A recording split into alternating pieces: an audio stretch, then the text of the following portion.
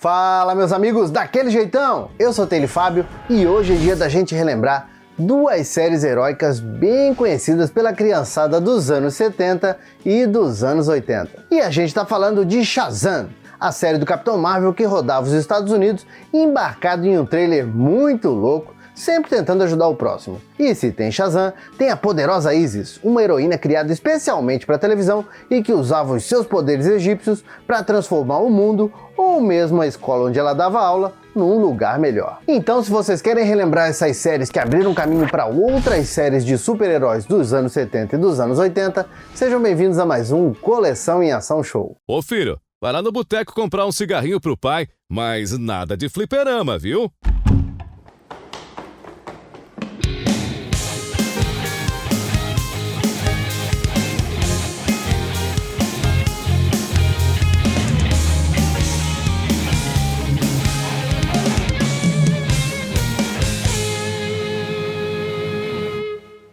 E a gente vai fazer uma recapitulação para relembrar a origem do Shazam ou do Capitão Marvel, depende de como você se acostumou a chamar ele. Já que ele foi criado em 1939 pelo artista C.C. Beck e o escritor Bill Parker, e o Capitão Marvel teve suas histórias em quadrinhos originalmente publicadas pela Fawcett Comics, e a primeira aparição do herói foi na Viz Comics número 2, que foi lançado em fevereiro de 1940 e teve o rosto totalmente inspirado no ator Fred MacMurray, um camarada que tinha iniciado a carreira em 1929 e já era bem conhecido lá no início dos anos 40.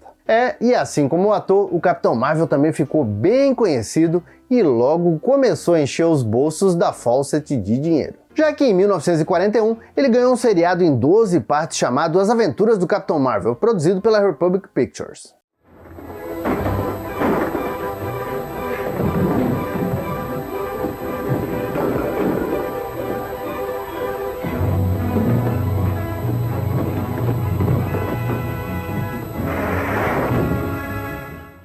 E sendo um herói que basicamente era um garoto chamado Billy Batson, no corpo de um adulto superpoderoso, ele gritava a palavra mágica Shazam e o personagem que tinha os poderes originários de 6 imortais mitológicos surgia como o homem mais forte do mundo. E com essa fórmula é bem fácil a gente imaginar porque ele se tornou logo um dos preferidos da criançada dos anos 40. E com a fama, logo surgiu a família Marvel, com os personagens como a Mary Marvel, o Capitão Marvel Jr., o Tio Marvel e até mesmo os Tenentes Marvel e o Coelho Marvel. O problema é que esse sucesso todo cresceu aos olhos da National Comics, que depois viria a ser a DC Comics. E os caras meteram um processo pra cima da Fawcett, dizendo que o Capitão Marvel era uma cópia do Superman, quase que quebrando a editora depois de tantos anos de processo. Com isso, o Capitão Marvel praticamente desapareceu das bancas depois de 1953. E vamos ser sinceros, quem conhece os heróis dos anos 40, os heróis da Era de Ouro, sabe, né? Bastava a gente chutar uma moita para sair uns 80 personagens praticamente iguais ao Superman.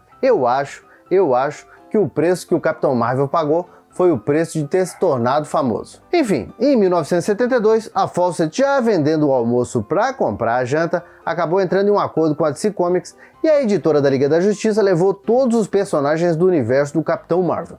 Também nesse intervalo de tempo, a Marvel Comics tinha criado o seu próprio Capitão Marvel, que tinha surgido em 1967.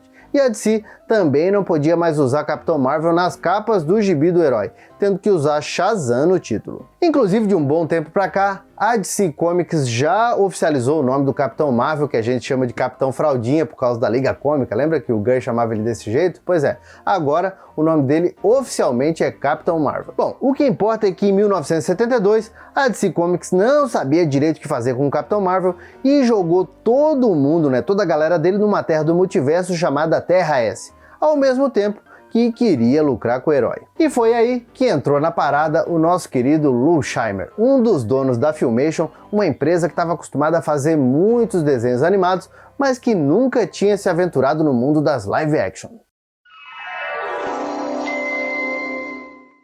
Acontece que o Lou Scheimer era mais uma daquelas crianças que cresceu lendo os gibis do Capitão Marvel que cresceu indo aos cinemas ver o seriado do herói, e como ele viu que a DC Comics não lançava nada de live action na televisão desde 1968 com o seriado do Batman e do Robin, ele viu que dava para fazer um bem bolado. E aí as duas empresas juntaram a fome com a vontade de comer e resolveram produzir uma série para televisão estrelada pelo simpático herói, que foi lançada em 7 de setembro de 1974 no canal CBS.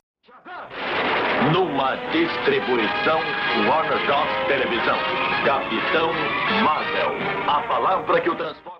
E para o papel do jovem Billy Batson foi chamado o ator Michael Gray, que já tinha feito uma outra participação em séries de televisão, como por exemplo A Família Sola Sidó e A Noviça Voadora. E aí todo mundo já sabe, quando o Billy Batson precisava se transformar no Capitão Marvel, bastava ele gritar Shazam! E logo no lugar do Michael Gray aparecia o herói com as super costeletas do ator Jackson Bostwick, que fazia um Capitão Marvel até que bem carismático.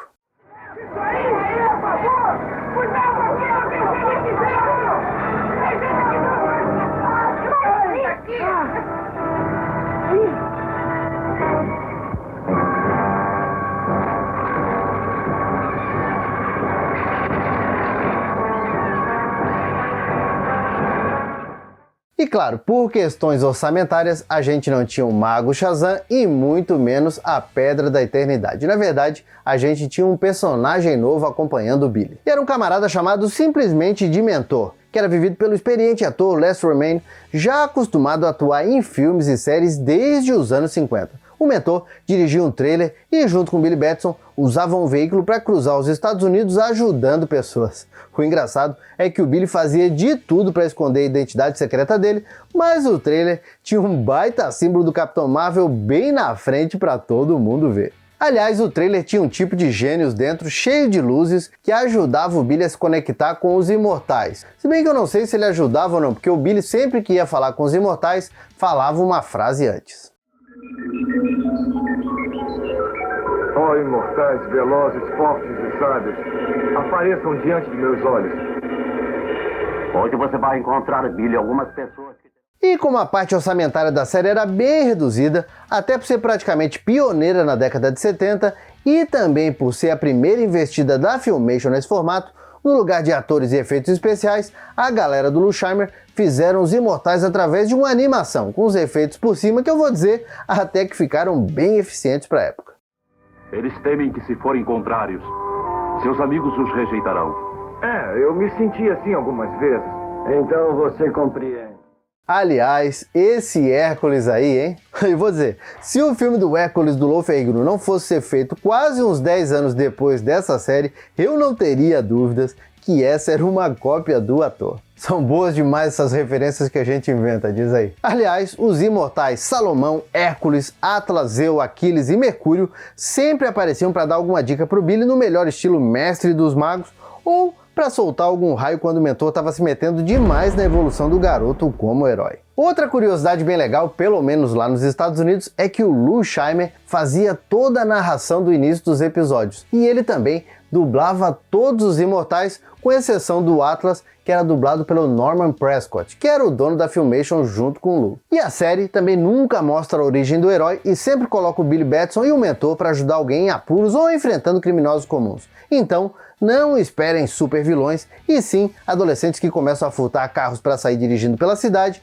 como acontece no primeiro episódio, ou irmãos tentando se entender depois que o mais novo deles fica cego e tem que lidar com a deficiência visual. E até temas como o racismo eram falados de maneira bem aberta na série, que sempre tinha no final dos episódios o Billy se transformando no Capitão Marvel para ajudar alguém que estava com problemas. E na finaleira, já mostrando um traço bem característico da Filmation, vi uma cena com lição de moral do dia e que eu vou dizer deve ter ajudado muita criança e adolescente a melhorar como pessoinhas.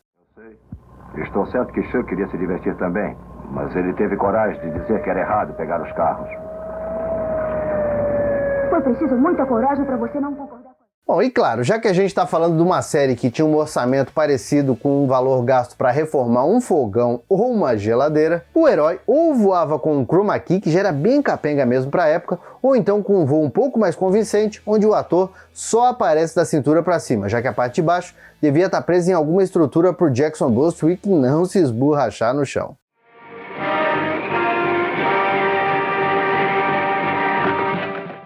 E dizem as más línguas que durante uma dessas filmagens o ator acabou dando um mau jeito nas costas e aí faltou a uma das gravações. E o Lou Scheimer, que já estava meio indignado com ele porque ele estava pedindo aumento de salário, foi lá e despediu o ator logo no início da segunda temporada. E para o lugar dele foi chamado o grandalhão John Davey. O problema é que o Davey era muito menos carismático que o Jackson Bostwick e a série acabou dando uma decaída justamente na parte mais esperada, que era ver o Capitão Marvel em ação.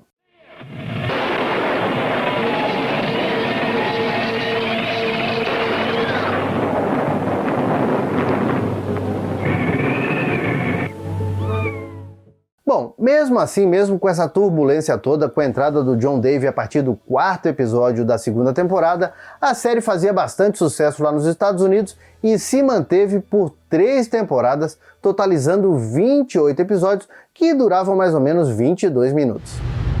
E aí, tá gostando desse vídeo? Então faz o seguinte, deixa aquele like felpudo e bora compartilhar. E se você tá chegando agora aqui no canal, gosta do Capitão Marvel, mas gosta de coisas antigas, coisas dos anos 80, dos anos 70, anos 90, se inscreve aqui e aproveita para badalar o sininho, porque eu garanto, a gente vai viajar juntos pro passado 2 vezes na semana. E vou dizer, é inegável, realmente a série do Shazam fez muito sucesso na época. Tanto é que encorajou a Filmation a produzir uma segunda série de super-heróis chamada The Secret of Isis, que foi lançada em 6 de setembro de 1975, também no canal CBS, onde junto com Shazam dividiram um programa chamado Shazam Isis Hour.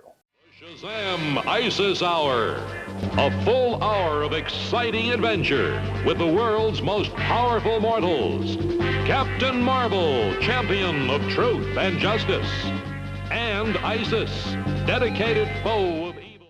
E essa série era estrelada por uma heroína chamada Isis, que foi vivida pela Joanna Cameron, uma atriz muito bonita, nascida no Havaí, que infelizmente faleceu ano passado, aos 73 anos de idade. E foi assim que durante 22 episódios a atriz Joanna Cameron encarnou a poderosa Isis, uma heroína que ganhava os poderes da deusa egípcia Isis. E a identidade secreta da Isis era Andrea Thomas, uma professora de ciências metida a dar umas de arqueóloga no melhor estilo Indiana Jones. E foi numa dessas aventuras que a personagem encontrou no Egito um amuleto antigo que pertenceu à deusa Isis e que diziam tinha poderes místicos. E isso acaba se comprovando quando a Andrea coloca o amuleto na cabeça e fala as palavras mágicas, ó poderosa Isis. Poderosa Isis.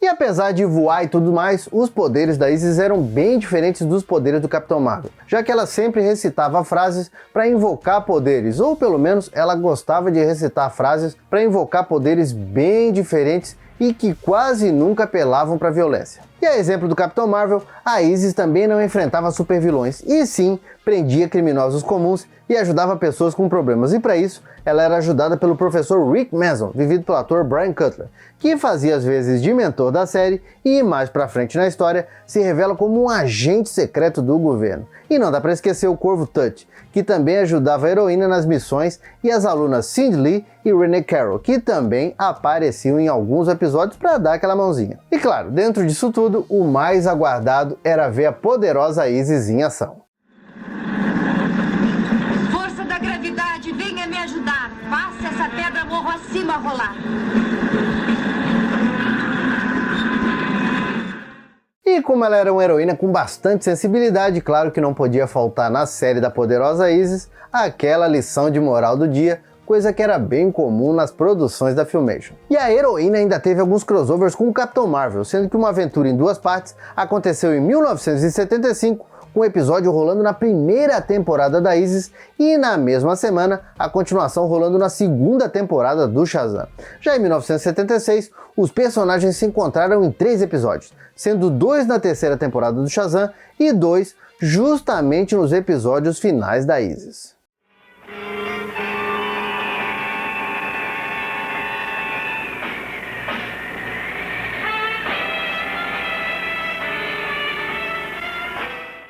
E é bem curioso a gente saber que a poderosa Isis é praticamente a precursora das super-heroínas na televisão, já que ela teve as manhas de estrelar algum tempo antes da Mulher Maravilha e também da Mulher Biônica. Bom, a gente sabe que as outras duas séries foram bem mais famosas, mas isso não tira o mérito da Isis e também da Filmation. E aqui no Brasil, a série do Shazam estreou em 1975 na Rede Globo, e ela era chamada assim mesmo no título, Capitão Marvel, como comprova esse recorte de jornal de março de 1975. E é mais estranho ainda é que a série, mesmo sendo da Filmation, estreou aqui no Brasil dentro do programa Hanna-Barbera 75. Um tempo depois, ela começou a passar no programa Globo Cor Especial e permaneceu na Globo até o final dos anos 70. Já em 1986, agora com o nome Shazam, a série foi parar no SBT e ficou por lá até 1989, quando passava dentro do programa do Bozo. Para todos, Shazam, quartas às 8h15 da noite. Já a série da super-heroína Isis estreou também na Globo em 1977 com o nome A Poderosa Isis e ficou na emissora até 1978. A professora. Poderosa Isis. E Isis, dedicada a combatente do mal, defensora dos fracos, campeã da verdade e da justiça. Já em 1979, a série foi parar na Record, ficou um tempo sendo exibida por lá, até que em 1987 também estreou no SBT ao lado da série do Shazam que já estava passando por lá. E na primeira dublagem, tanto o Capitão Marvel quanto a Poderosa Isis foram dublados pelos estúdios Herbert Richards. E quem fez a voz do Billy Batson foi o Alfredo Martins, enquanto o grande Leonardo José dublou o ator Jackson Bostwick como Capitão Marvel. E o José Santana assumiu quando o ator John Davy entrou como o homem mais poderoso da Terra na sequência. Já a voz do mentor foi feita pelo nosso querido e eterno Isaac Bar-David. O que Aquiles quis dizer com isto acima de tudo, ser fiel a ti mesmo? Ele quis dizer que nossa principal responsabilidade é sermos honestos com nós mesmos. Ora, isso é simples. Simples? Talvez, mas nem sempre. Já a Poderosa Isis foi dublada pela Angela Bonatti, enquanto o Ari Kozlov dublou o agente Rick Mason. Menino. Preguiçoso. É você, sim. Andréia, o que é isso aqui? Vozes incríveis para personagens incríveis, diz aí. E como todo mundo sabe, tanto o Capitão Marvel ou Shazam, cada um chama do jeito que quiser, e a Isis, mesmo depois do final das séries, apareceram em vários desenhos animados e histórias em quadrinhos antigas e também nas atuais, algumas séries para televisão, filmes e muito mais. Bom, mas isso já é papo para um outro vídeo, o que é que vocês acham? Enquanto isso, comentem aqui qual a lembrança que vocês têm com essa série do Shazam e com a série da Poderosa Isis. Vai ser legal a gente falar a respeito disso. Bom, meus amigos, por enquanto é isso. Eu espero que vocês tenham gostado desse vídeo. E se gostaram, já sabe, deixa aquele like felpudo e bora compartilhar. E se você está chegando agora, aproveita também para conhecer as nossas redes sociais. Tem coleção em ação para todos os gostos. Por enquanto, eu vou deixando meu abraço, dizendo que a gente se vê no próximo vídeo e valeu! E agora o meu agradecimento todo especial para os assinantes Felpudo Gold do grupo de membros do canal.